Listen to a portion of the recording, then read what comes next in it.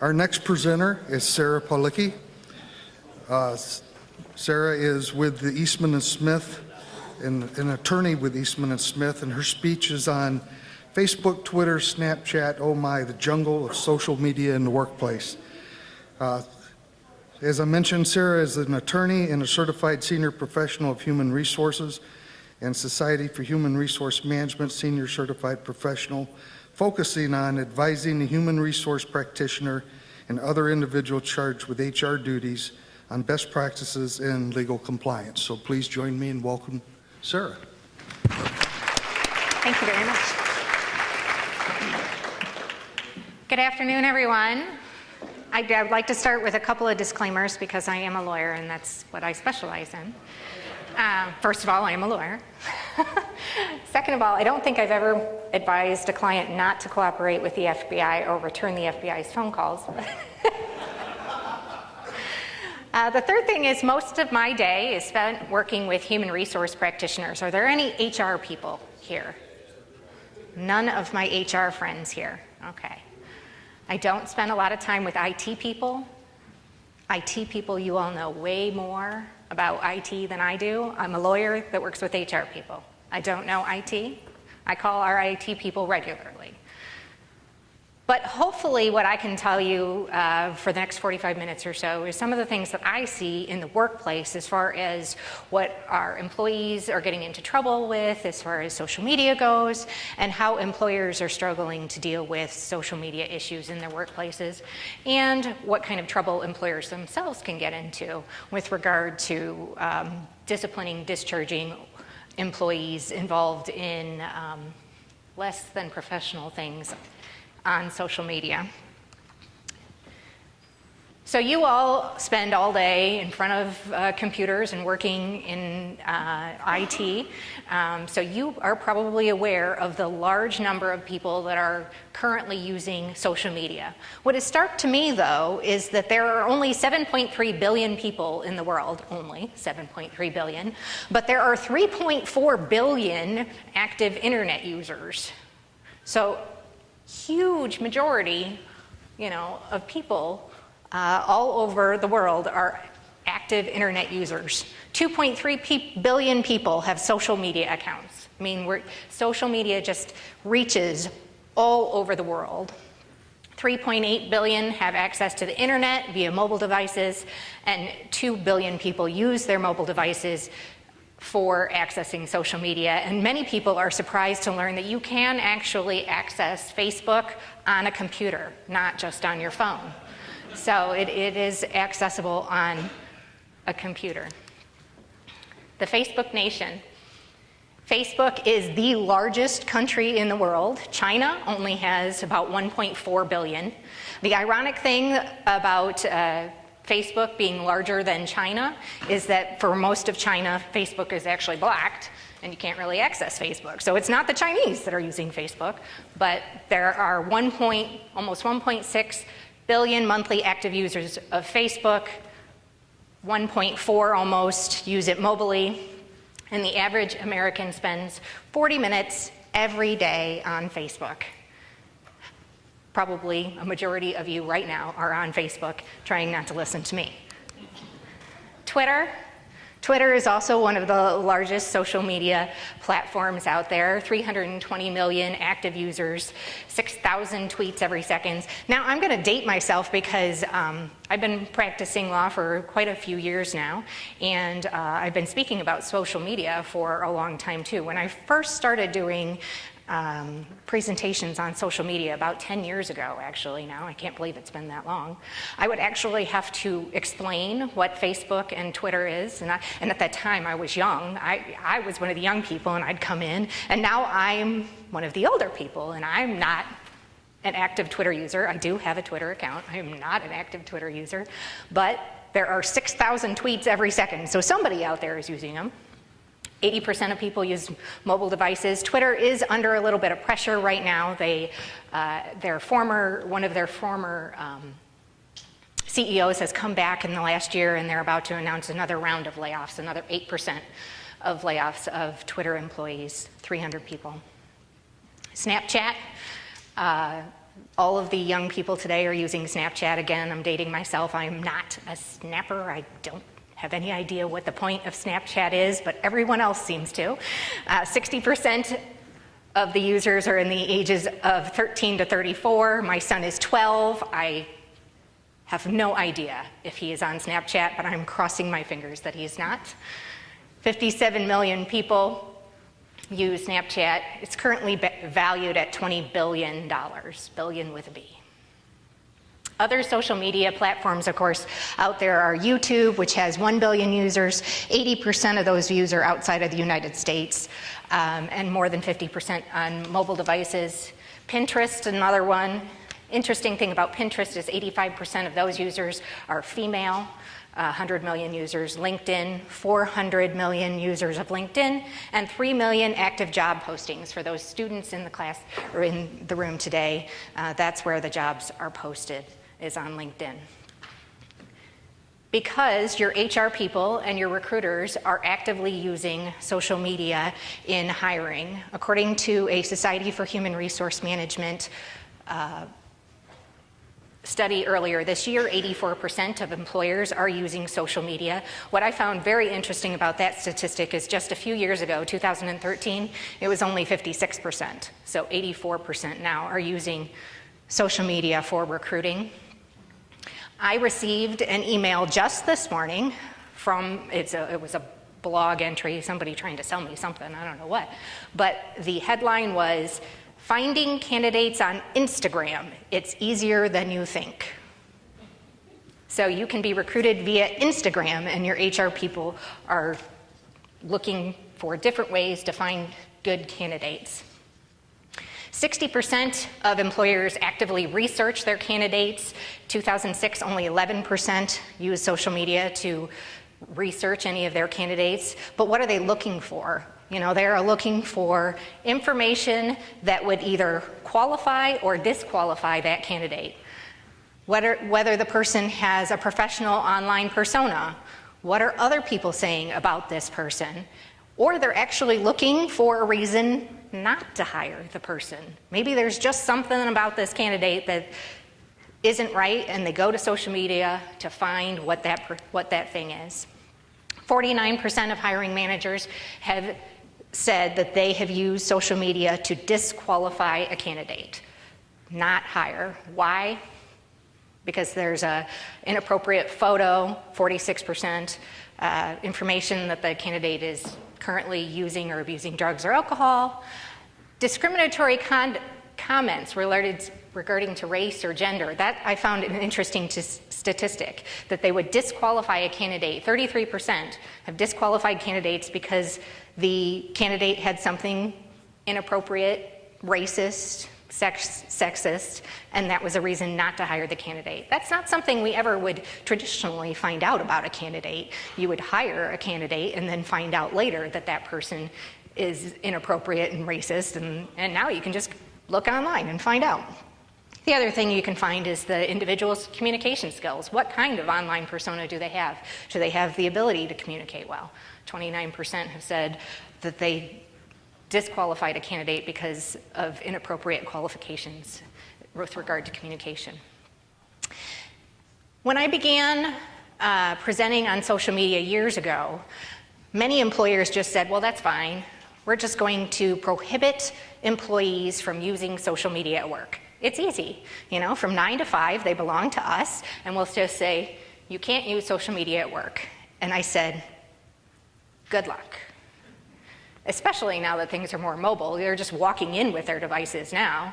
I mean, it was one thing when you could block Facebook from your computer that was sitting on the employee's desk, and maybe your production employees as well are on the production line, and they don't have time to go to their social media.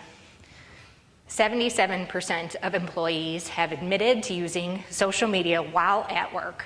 77%. 34% just say it's to take a mental break. Similar to smoke breaks. Many people go out and take a smoke break. Some people take a Twitter break or a Facebook break. 27% use it to connect with family and friends. If your kids are on Snapchat and that's the only way you can get their attention, you might have to visit Snapchat during the day and communicate with your family that way. 24% are actually using it for professional contacts, or 20% to solve work-related problems, and 17% use it to build relationships with coworkers. We see a lot of times where, entire departments are connected via social media and are actually communicating that way. Which is why Facebook earlier this month or recently introduced Workplace.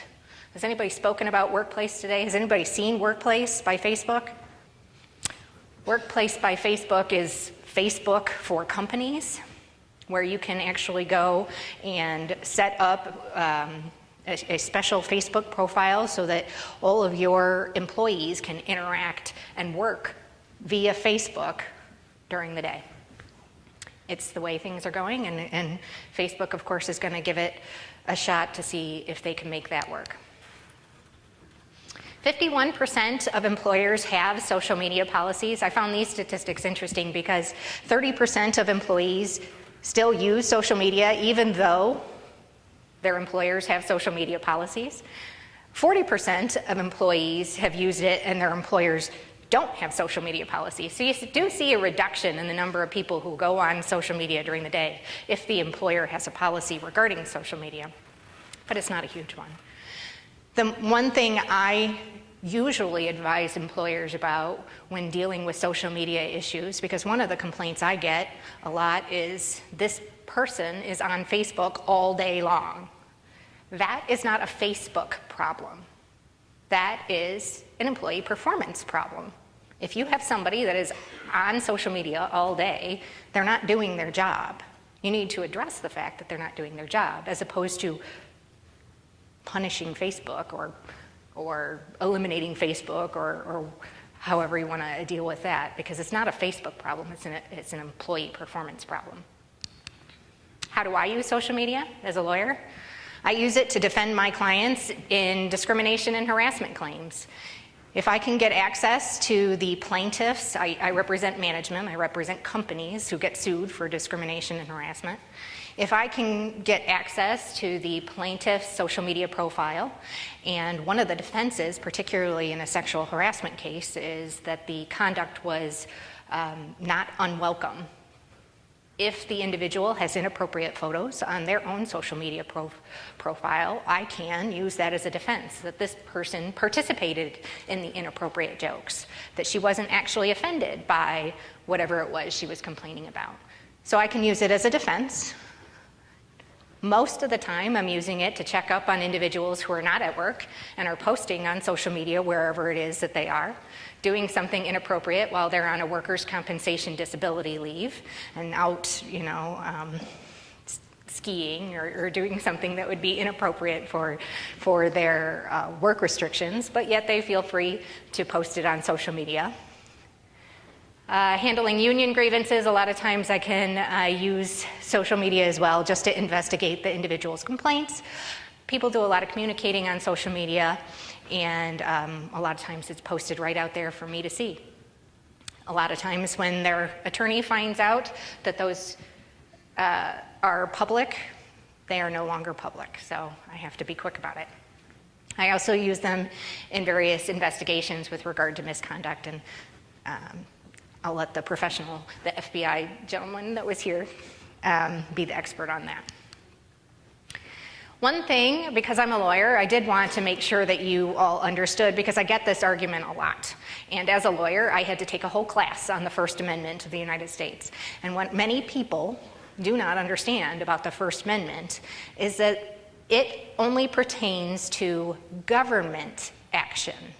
So when somebody posts something to social media and they are exercising their freedom of speech, it prevents the government from interfering with that freedom of speech. It does not prevent your employer from discharging you unless you happen to be employed by a government agency, the US government or a state government.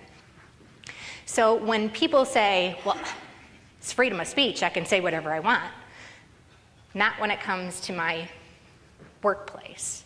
Freedom of speech, check your freedom of speech at the door in private employers' workplaces. Again, caveat there that it doesn't apply to state governments, local governments, federal government agencies. If you're employed by one of those, you do have constitutional rights. And so freedom of speech, not so applicable in the private workplace. One of the things I caution employers about all the time is because using social media is so incredibly powerful, but one of the problems with social media is that we get a lot of information from social media that we as employers are not otherwise allowed to have. You would probably realize that if you walked into a job interview and somebody asked you how old you are, that would seem wrong, and you would realize they're not allowed to ask me my age, because the Age Discrimination and Employment Act prevents employers from discriminating on the basis of age. However, if you use social media, you can very easily find out somebody's age, somebody's race, somebody's nationality, whether they are in a protected classification, whether they're a member of a particular church, whether they, what year they graduated from high school. That is a question you are not allowed to ask, because if you can find out when somebody graduated from high school, you can figure out how old they are. Pretty close anyway. So all of that information is typically accessible via social media. So I caution employers to be careful about the information that you are finding on social media and make sure that you're not actively looking for that information. And if you happen to find it, document the fact that you're not considering that you know that the individual belongs to a certain church or is of a certain race. Another problem that we have with social media is an allegation of what's called disparate impact. For those employers that do use social media for recruiting, there can be a claim that by using social media for recruiting, you are discriminating against people who are not on social media. And that statistically, maybe older people aren't on social media, or certain racial classifications are not on social media. So a disparate impact claim is a claim that what should be a general practice, in effect, has the effect of discrimination against a protected class. However, what we have found are social media users, and Facebook users in particular, since it's the largest social media, are very diverse. Maybe at first, only young people were on social media. People over the age of 50 are one of the largest growing areas or classes of social media users. 63%, 50 to 64, and more than 65, 56%. I mean, there are, I know of at least several individuals who are lucky enough to live past the age of 100 and are on Facebook. So, I mean, it's a way to stay in touch with your family. It's also very diverse from a racial standpoint. You see the statistics. I mean, it's about 70% of all of the races. Also geographically diverse, again, and income diverse. So we're not seeing a lot of support for the theory that if you use social media to recruit, that you're going to be missing out on a large section of the population. A 65-year-old woman attempted to sue a federal agency for this disparate impact because the federal agency only used social media for recruiting, and she said that it disparately impacted older individuals. And even the Equal Employment Opportunity Commission did not buy that theory. But it is a possibility if you are looking for a particular candidate and by using social media you happen to not be selecting a particular protected classification. The Equal Employment Opportunity Commission is also concerned about the use of big data and mining big data for recruiting. Big data has been a hot topic among HR professionals recently, and the use of big data to recruit individuals that meet the classifications of individuals that are highly productive in the workplace. Using data, as you all probably are more aware than I am, are able to pinpoint an algorithm and come up with individuals that would meet certain classifications. The EEOC has a concern that that may result in that disparate impact. On the other hand, the EEOC is saying it might actually improve diversity in the workplace because we might get more diverse candidates because they meet with those big data algorithms and are able to fill the positions that they might otherwise not be considered for. So the EEOC began this study on October the 13th. It is open for 15 days. You can go to the EEOC's website and submit your comments, but they are looking at the use of big data in hiring. A lot of people assume that there are protections for individuals, as I mentioned, the First Amendment, for individuals who post on social media. And when social media first came around, there weren't any laws out there, and there weren't any creative ways for plaintiffs' attorneys. I'm always amazed at the creativity of certain attorneys on finding protections for individuals. What did happen, though, is the National Labor Relations Board began noticing that employees that were speaking out, or what I would call complaining about their employer on social media, were being punished through discipline or discharge. And what the National Labor Relations Board has said is that if that is what is referred to as protected concerted activity, that would run afoul of the National Labor Relations Act. Under Section 7 of the National Labor Relations Act, it protects employees' rights to engage in other concerted activities for the purpose of collective bargaining or other mutual aid or protection. So if you're an employer and you don't have a union in your workplace, you would never in a million years think that the National Labor Relations Act applied to you, because it has to deal with unions and collective bargaining. And what employers found out very quickly several years ago was that the National Labor Relations Act does in fact apply to employers whether or not they have a unionized workforce. And it protects employees' right to engage in protected concerted activity. So that is typically a group activity or some individual activity on behalf of the group. So Section 7 of the National Labor Relations Act applies even if there's no union in place. Historically, we saw protected concerted activities as sit-down strikes or demand for different working conditions. If it's too cold in a plant, walking out of the job and demanding better working conditions. And those are very visible to employers. You see what's going on. You know that the individuals are engaged in concerted activity. There's picketing going on, that kind of thing. With regard to social media, however, it is much more difficult to know if this individual's comment on Facebook is something that is protected concerted activity. So when I get a phone call from a client regarding a gripe that an employee makes via social media, and the employer thinks to call me first before they fire the employee, I talk to them about what the content of the post is about.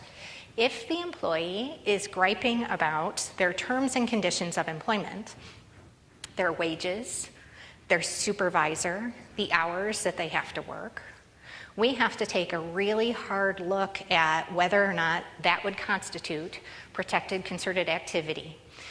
If you discharge an employee who's engaged in protected concerted activity, that could be an unfair labor practice, and the National Labor Relations Board could order reinstatement plus back pay of that employee.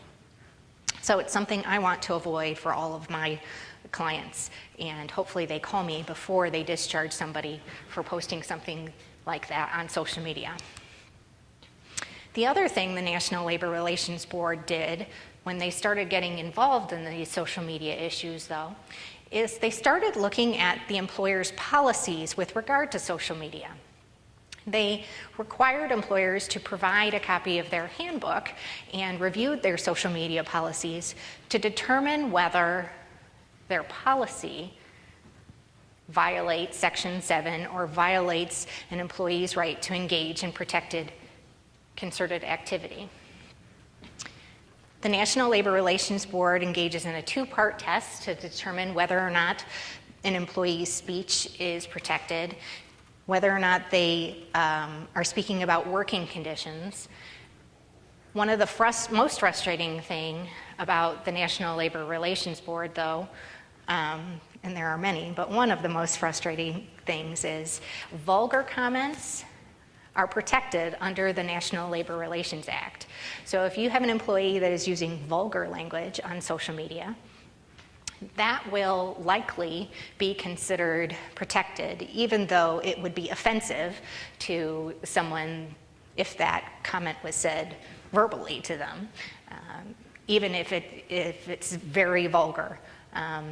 You have to be the most obscene person you've ever seen, probably, or have a threat of violence before the National Labor Relations Board would find that it is not protected comments.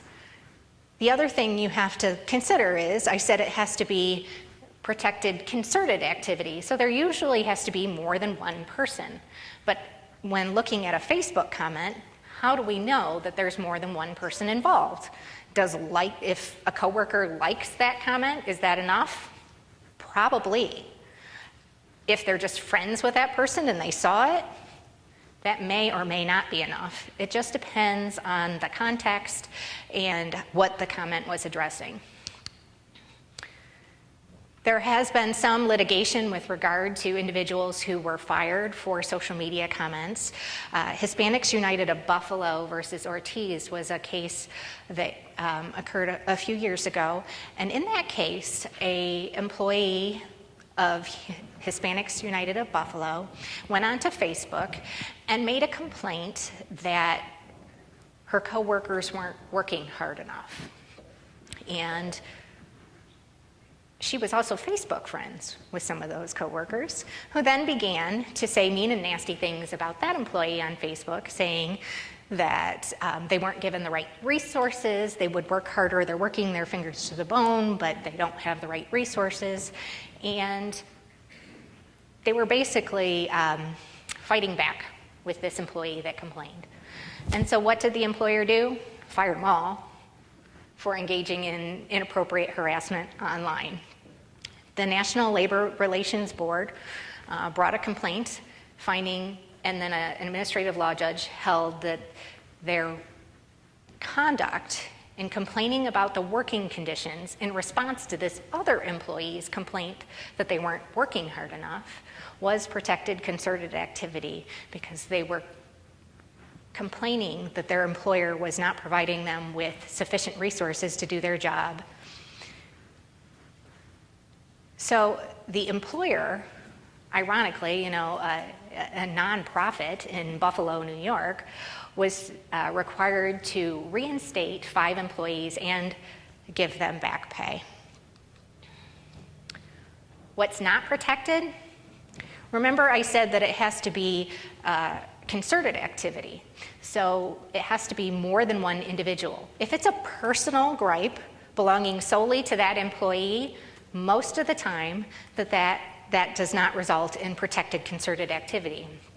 So this gentleman posted on Twitter after he went home sick that he was complaining that his employer would not allow him to go home, and he could have had a heart attack right on the shop floor. Of course, there's also lots of inappropriate language. And he also said, I'm about a hair away from setting it off. So the employer looked at that and said, that's a threat of violence. This guy is going to walk back into work, and he's a hair away from setting it off, and they discharged him.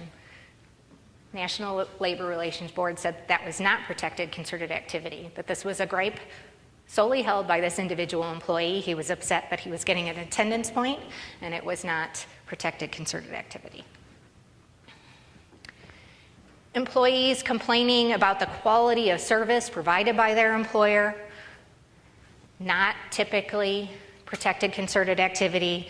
Another employee complained that he was required to do all of the work of the waitresses and he wasn't getting any of the tips, posts that online. Employer could have gotten tagged there because he was complaining about wages. He wasn't getting paid the tips. However, the National Labor Relations Board in that case said, yeah, this was this employee's personal gripe. It was not an attempt to engage in protected concerted activity. There was also a BMW dealership in the Chicago area that got tagged with a National Labor Relations Board complaint. This BMW dealership employed a gentleman who went online onto Facebook and complained about the hot dogs and the chips that were being provided for a company-sponsored sales event, and complained about that. At about the same time, there happened to be an accident at the neighboring car dealership. It was an Audi dealership. So what happened at the Audi dealership is somebody was looking at an Audi. They allowed their small child, 12, 13-year-old child, to get in the driver's seat of the Audi. The child put it into drive. It went forward and went down an embankment into the water. And this BMW dealership thought, this employee of the BMW dealership thought it was particularly funny, so he started posting pictures of the Audi and the poor child that was crying on Facebook.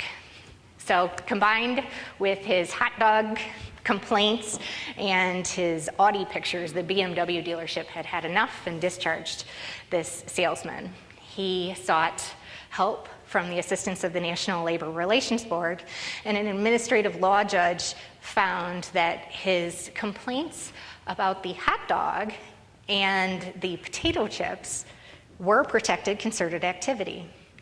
The rationale was that the event for customers, he was a salesman, he was trying to gain, sales, and that by the BMW dealership just providing hot dogs and chips, that was going to affect his ability to sell. But the BMW dealership argued, we really fired him because of these pictures of the Audi dealership or the accident at the Audi. That was not protected concerted activity. So because he was engaged in something that was not protected, the termination was lawful. The National Labor Relations Board, as I mentioned, has started looking at policies, and they've actually started looking at all sorts of policies that employers have to see if they run afoul of Section 7 of the National Labor Relations Act. But in particular, social media policies that prohibit disparagement, anything that would say you're not allowed to say anything mean about your employer on social media or any disparagement, they have found those to be overly broad because employees engaged in protected concerted activity are allowed to say disparaging things about their employers. So by having an overall prohibition about disparagement would run afoul of the National Labor Relations Act. Also, you can't prohibit employees from discussing their pay. Under the National Labor Relations Act, it is illegal to make your pay confidential. So anytime you have a policy, including a social media policy, that prohibits any discussion of pay would also be an illegal policy. Again, any requirement with regard to whether something is concerted is pretty minimal. So a click of a button might be, a coworker likes it, it might be enough for protected concerted activity. You cannot prohibit in your social media policy demeaning, abusive, or inappropriate language. Something that we would think is kind of standard policy would be prohibited under Section 7. Because again, the National Labor Relations Board has a very high tolerance for vulgar language. You can say some of the most obscene things you have ever heard, and it would be protected comments under the National Labor Relations Act. You also can't prohibit individuals from picking fights or discussing legal matters, all of those would run afoul of Section 7. You cannot prohibit your employees from using your trademark or your service marks without prior approval. Your employees are allowed to use those when they are engaging in Section 7 activity. A lot of my clients don't like when I say that, but that is something that has been held for a long time under the National Labor Relations Act. You can't prohibit your employees from speaking to the media. If you have a policy with a blanket statement that employees are not allowed to speak to the media, that would run afoul of the employee's right to engage in protected concerted activity. What you can prohibit is employees speaking on behalf of the company to the media. Those types of comments can be directed to a certain public relations department or individual that's responsible for speaking to the media on behalf of the company. But you can't have an overall prohibition of employees speaking to the media. You also have to be very careful, as I mentioned, with regard to your confidentiality. Requiring employees to keep pay matters confidential would be illegal. So if you have a blanket statement regarding keeping company information confidential, the National Labor Relations Board will say that that is too broad, and you have to be specific with regard to what is confidential. And typically, I will advise clients to say that anything that is a trade secret or a proprietary business information, you can require your employees to keep that confidential on social media. You are allowed to caution your employees not to being tricked into disclosing confidential information on social media. I'm not sure why the National Labor Relations Board felt that that was a good policy, but perhaps they feel like our employees are being tricked a lot. You can tell your employees to use their best judgment. You can prohibit your employees from bullying and harassing and doing other offensive things on social media. Now, I've been saying that they're allowed to use offensive language, but they're not allowed to do other offensive things. If it runs afoul of your sexual harassment policy, then you can use your sexual harassment policy as the reason for the employee's discipline, as opposed to the social media policy. The difference is the reason for the language. If an employee is using offensive language because it is being directed at a coworker, that would not be something engaged in protected concerted activity, unless that employee is using offensive language because their supervisor happens to be a mean SOB. That would be a protected activity. See the difference? You can also prohibit anything that would be vulgar, obscene, would otherwise violate your social media policy. Purely personal gripes, any kind of threatening behavior, all may be prohibited on your social media policies. I always like to tell my clients that they need to be careful and make sure to explain in their social media policies or in their handbooks in general that you, as an employee, are subject to the rules and regulations of our workplace, whether or not you are technically on duty.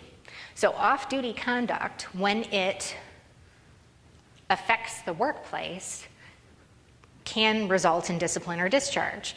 So what I mean by that is a lot of times employees are posting on their social media on their own free time, and it's 3 a.m. and they're not working, and they'll come in the next day and someone will complain. They'll say, well, I'm allowed to do what I want on my own free time. And my response to that is, as soon as it enters my workplace, it is not your free time anymore. So the fact that you posted something at 3 a.m. is all well and good, but it is now 9 a.m. and I'm hearing about it in my office. So it is affecting the workplace, and you want to make sure your employees understand that their off-duty conduct, when it affects the workplace, can result in discipline or discharge. If you have a social media account that you have an individual at the workplace that is charged with running that social media account, you want to be very clear, particularly when the reason why you hired that person is because they have their own large social media following, that there's an understanding of who owns the followers. For example, there was a social media employee a few years ago who had a large Twitter following, and she used that Twitter account to then develop the employer's Twitter account. When she left, her employer sued her, and they had to find out what the reasonable value for all those Twitter followers would be. So you want to make sure your policy would decide that right up front. Most of the time now, employers just have their own Twitter account or their own social media account, and we develop the followers from the inside. But if you're relying upon your employees and their social media following, you need to make sure that you're clear about who owns those followers. When I talk to a client about whether or not to discharge an employee for a violation of the social media policy, a lot of times I will ask, does this violate some other policy? Did the employee also violate your sexual harassment policy? Did they violate a confidentiality policy? The other thing I always ask is, how did you find out about this? How did you learn that somebody posted on Facebook your confidential information? Most of the time, it's a coworker. They always narc. So while they may be friends on Facebook, they're willing to sell them down the river pretty quickly in the workplace.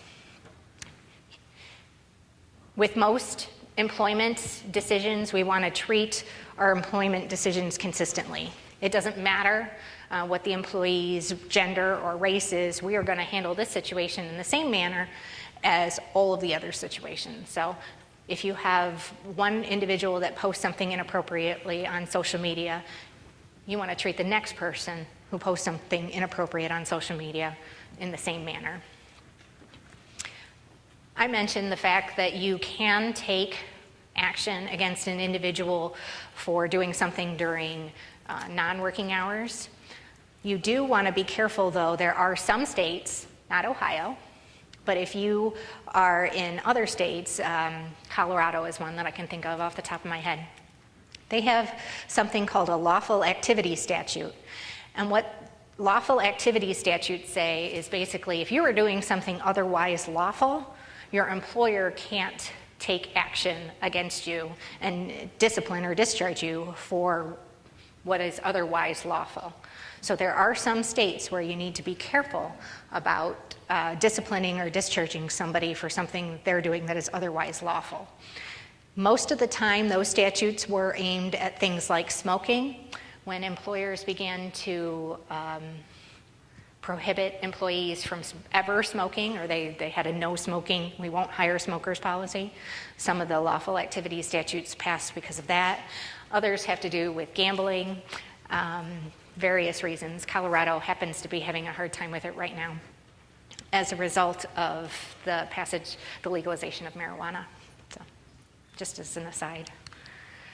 Some other dangers of social media, we have seen an increase in the possibility of discrimination and harassment from social media postings because what people do online, they feel a lot more free to express themselves online, perhaps be a little bit more appropriate than you would right in the workplace. So inappropriate propositioning of coworkers via social media, that kind of thing, can be a huge issue. As I mentioned, your other policies still apply. So if you have a harassment policy, whether or not you have a social media policy, that employee might be in violation of the harassment policy.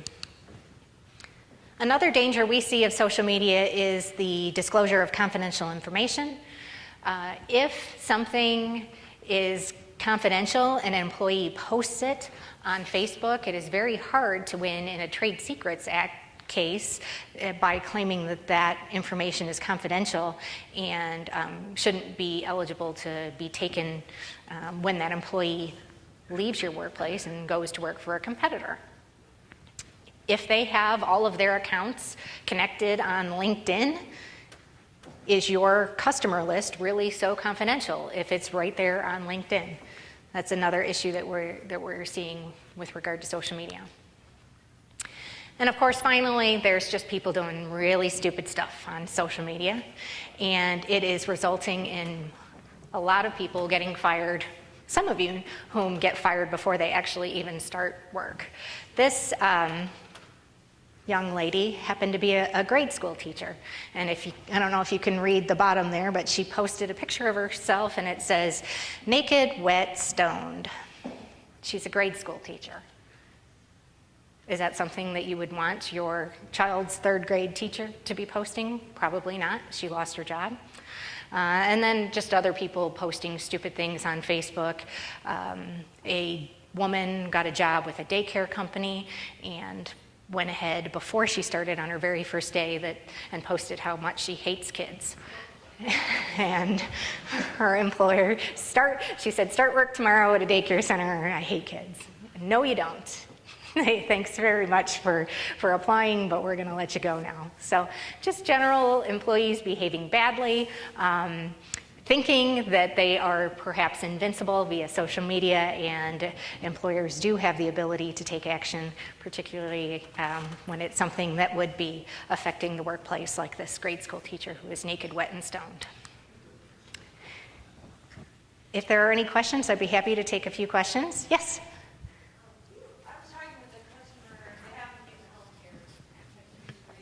Renee? Right. A healthcare customer we were talking with, their employee currently worked there, talked about their job ad on their Facebook account. Didn't mention the specific name, but had it as, you can put where you work on Facebook. So they started a policy where you cannot put the name of their location as your work or mention it on your Facebook policy. I just wondered if, or mention it in your Facebook posts, et cetera. So I wondered if you've run into that, where any customers that require their employees not to even mention where they work.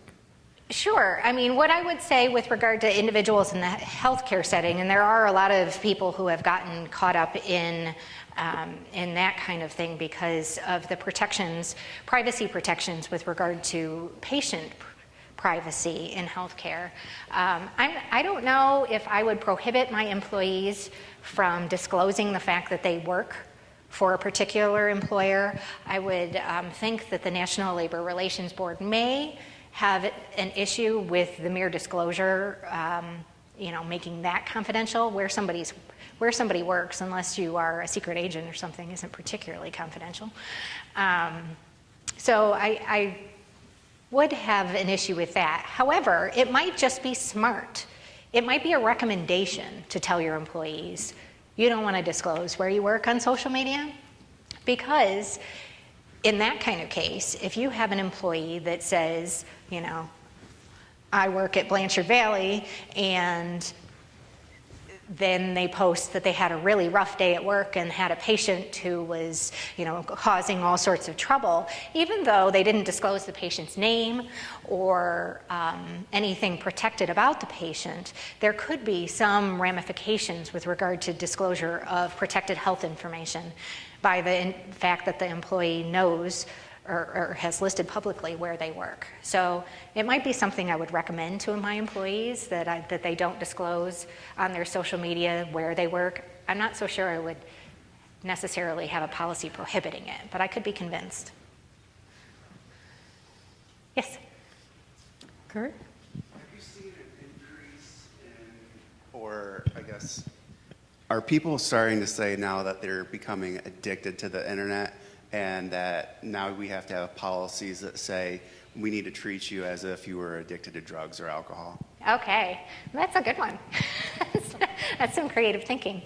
So if an individual is addicted to the internet, and so now we need to provide you with an accommodation because that's a disability, That would be an interesting creative argument.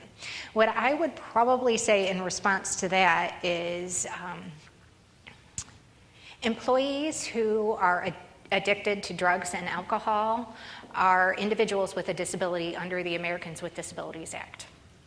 So arguably, an individual that is addicted to the internet or social media would be an individual with a disability. However, under the Americans with Disabilities Act, employers do not have to tolerate or allow employees to be active users or abusers of drugs and alcohol.